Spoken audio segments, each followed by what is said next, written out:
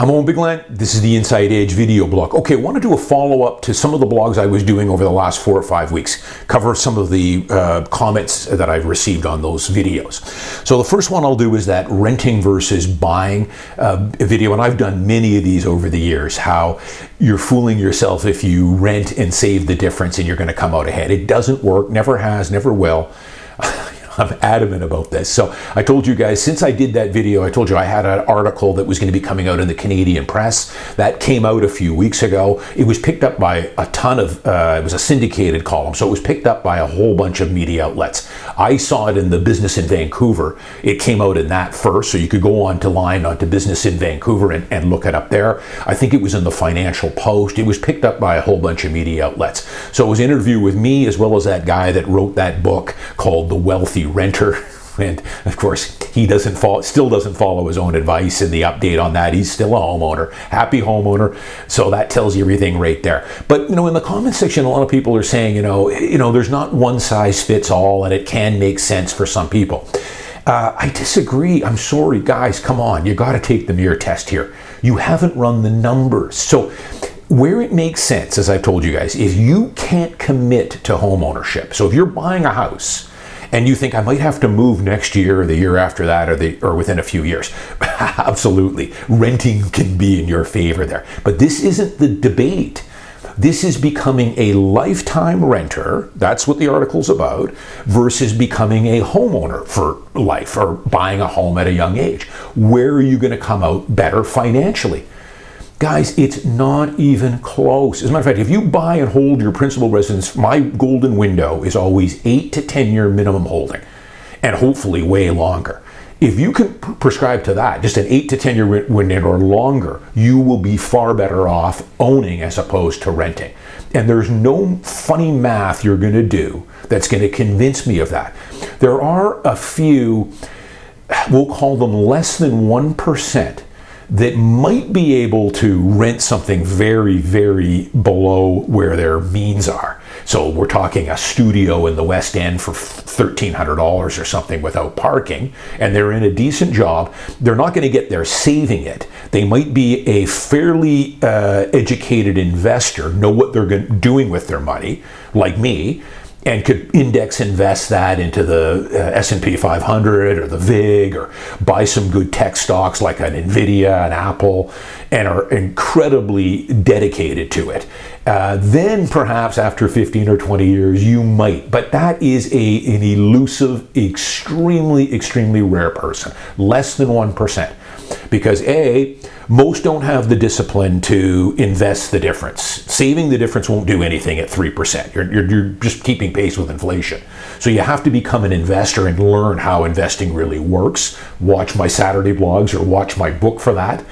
So those are rare right there that have that kind of discipline and knowledge to be able to properly invest. But the other thing, as I said, is the difference that you are saving, even for the guy that goes way low market and rents a small studio for $1,400 or $1,500, there isn't all that much savings or difference to invest every month. I gave you guys an example of one in there in a condo that I just sold in Richmond for $399, right near SkyTrain in Brighouse. 620 square feet for $399. I broke it down for you guys. Those units are renting for around $2,000, $2,050, $2,100 a month. Your holding costs with 5% down or 10% down, I use as an example there, all in with your maintenance fees and everything else, is going to be about $2,300 or $2,400. So that $250 is the difference. You're not going to be able to build up enough return there to offset the value of owning your home. Because again, with owning your home, you're creating equity two ways. You're paying down the debt every year. So in the early years, a lot of that payment is going to interest, but you're chipping off principal, and fairly aggressively at our current interest rate, which is 3.9% on the variable. That's what I'm currently paying on my variable rates. But that accelerates as time goes on. The other way you're creating equity is on appreciation, and you don't get it every year. There's going to be some good years, some bad years, some years where it treads water. But I can tell you, in 15, 20, 25 years, you pay $400,000 for that condo today, it's going to be worth a lot more than $400,000. In 20 years, conservatively, it'll be double, and that's using conservative numbers. But the other thing is the principal resident exemption. You guys stop ignoring this. Don't sugarcoat over this. This allows you to accumulate unlimited, uncapped capital gains, free and clear. And then when you sell the home, it all goes to you free and clear. You're never going to beat that, guys. That's why smart people understand that. They give us virtually nothing here in Canada. We're taxed to death. That is the only true tax shelter they give us. The TFSA is great, but it's capped at $7,000 a year. You're not going to get very far on that.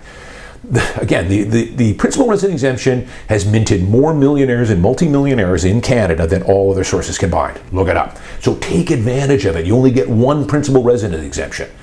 Take advantage of it. But the only other thing I'll just comment, if you read that article that's all over the place that I did, the interview with me and the other guy, the only thing that I thought she did a really good job, the reporter, on writing it. She got all my points through except for one. And that one point that she ran out of space on, she only had so much space, I guess, in the article, was that safety blanket that you get from homeownership. So in other words, I told her that if you forget the financial stuff for a minute, because buying your principal residence, sure, it's a great investment long term with the principal resident exemption, and you're using the leverage and all that other stuff. It's great. But I've always told you guys, your principal residence should be looked at as a personal, put the finance aside. It gives you, your principal residence, a safety blanket. You own the home. You're not at the whim of your landlord not sleeping at night, worrying about getting that phone call on a Friday night saying, hey, you've been a great tenant for me, but I'm going to move into the unit. Or my son or my daughter's going to move into it. Or I'm giving you that annual rent increase. Or I'm selling the condo and we're going to list it next week. And my realtor's going to be in touch with you for the showing schedules. And you're going to be out in 3 months once we get a buyer for it. So the other thing, of course, too, is you can customize the home. You can build a home office. You can work on the yard. You can paint the walls whatever you want. You can put in a media room. It's yours. You can do whatever you want with it, which you cannot do with a rental home. You're moving every 2 or 3 years like a gypsy. So that alone, the financial aspect is night and day. You're way better off owning your home as a long-term owner versus a long-term renter. But I throw that out the window. Just the safety blanket of knowing you own and you can do whatever you want with that house. You're secure in there. You're creating equity. That should be reason number one to always become an owner, as long as you're committed to the city. Again, 8 to 10 year minimum. If it's anything less than that, just keep renting. But I would tell you, you should make up your mind pretty soon. If you're a young person, you should decide pretty soon, I like the city or I'm going to move, one or the other. So, because you need to commit to home ownership early if you can. The earlier you do it, the better.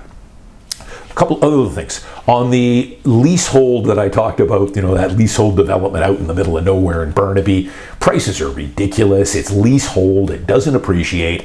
I think the advertising for that is suspect at best, what they're saying in the marketing material. But hey, what do I know? Be careful, guys. As I always tell you, do your due diligence. Compare the price per square foot for leasehold. You don't own the dirt, which is where the appreciation is. So I don't know what you're buying. You're just buying the structure. You don't own the dirt, and that's what appreciates, guys. Remember that. The structure goes down every year. Look at your tax assessments. That'll show you exactly how it works. But some other people made some good points, and I didn't mention in that video that I should. A lot of these leasehold properties, and because I told you guys I sell them, a lot of them are owned by private corporations. You've got stuff owned by the city of Vancouver. You've got lots of stuff owned on native land. But there's a lot in downtown Vancouver, lots out in Richmond that I've sold over the years that are held by private corporations that own these. And as one guy pointed out, he says it's tough to get information on these when you buy them, and he's right. The documentation you get is incredibly limited and it's opaque. So it's very difficult. It's not like buying a strata where you've got a strata council run by the owners. You've got a management company. All the books and all the finances are audited. You've got strata meetings every month. You've got AGMs every year. You're going to get 300, 400, 500, 600 pages of documents before you buy a strata. With leasehold, it's all, whenever I list these ones, especially with private corporations, it's incredible how thin the amount of documentation you get. So that's one thing.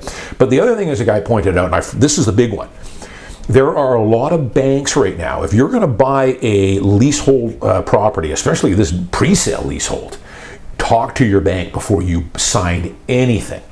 Because first off, you're not going to be able to qualify for the mortgage, as you guys know. It's not going to be built for 4, 5, 6, 7 years. So all the bank is going to give you right now is something called a very vague pre-approval. But it's not really worth the paper it's written on. All they're going to do is, yeah, based on your income that you're telling us right now, and you've got that 20% down payment based on today's current interest rates, yeah, we'll probably lend you the money.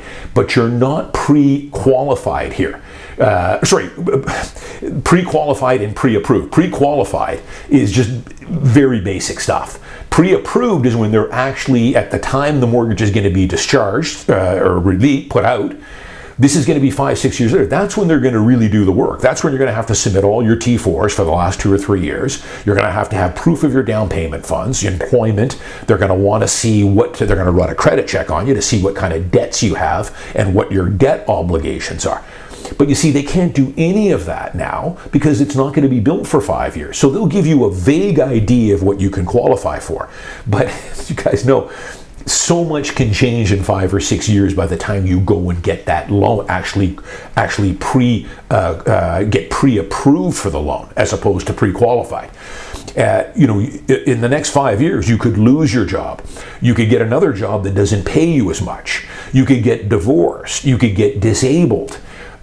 Interest rates can go up, which you're seeing play out right now in this butterfly, where they bought these units at sky-high prices 5 years ago, and the interest rates are now higher than what they were probably pre-qualified for. So now the bank is going to say, hey, we need another $50,000, $60,000 based on today's interest rates. So there's so many things that can change over 3, 4, 5, 6 years from the time you sign for this thing to the time you actually have to take out the mortgage and get the keys on the completed unit. But the point I want to make with leasehold, there's another layer of complexity with this. A lot of banks do not like to lend on leasehold, and for good reason. It doesn't appreciate that much because you don't own the dirt. They're tougher to sell. So naturally, I've heard of banks that just will not touch leasehold. If they do, a lot of times they want higher down payments because there's more risk involved. Again, talk to your lender about this. Do not sign anything on a leasehold property until you talk to your lender and say, hey, I want to buy a leasehold property, okay?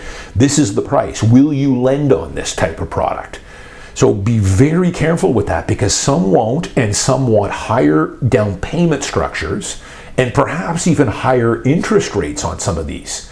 So be careful. And of course, with a pre-sale, again, you can't qualify for anything. They'll give you a ballpark idea, but remember, so much can change in 6 or 7 years. That's the risk with pre-sale, and especially with leasehold. I'm Owen Bigland. As always, thanks for watching. Thanks to all my new subscribers. I'll see you guys next week.